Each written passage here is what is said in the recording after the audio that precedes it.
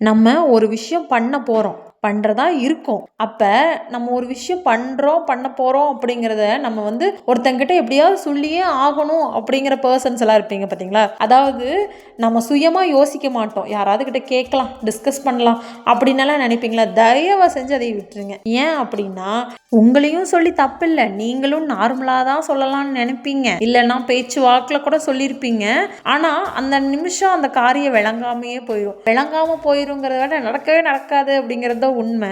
ஆக்சுவலாக நானும் அப்படிதான். நான் வந்து ஒரு விஷயத்த சுயமாகவே யோசிக்கவே மாட்டேன். எனக்கு சுய புத்தி கிடையாது, சொல் புத்தி தான். 4 பேர்த்துக்கிட்ட கேட்கலாம், அவன் என்ன சொல்கிறான்னு பார்க்கலாம், அப்புறம் நம்ம செய்யலாம் அப்படின்னு சொல்லிட்டு நிறையால நான் என் வாழ்க்கையில் வந்துட்டு வந்திருக்கேன். அந்த மாதிரி வந்து நீங்களும் அனுபவிச்சிடக்கூடாதுங்கிறதுனால தான். ஏன் அப்படின்னா, அவங்க வந்து கண்ணு வைப்பாங்க அப்படிங்கிறதையும் தாண்டி அது வந்து நம்மளுக்கு நடக்காமையே போயிருங்க.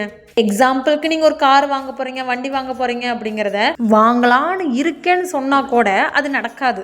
அதை கூட நீங்கள் சொல்லிட்டு பண்ணக்கூடாது. சின்ன விஷயமா இருந்தாலுமே நீங்கள் சொல்லக்கூடாது.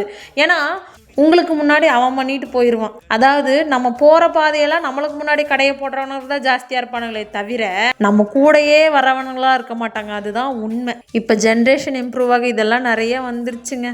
நம்மளை முதல்ல நம்ம நம்பணும், அவ்வளோதான்.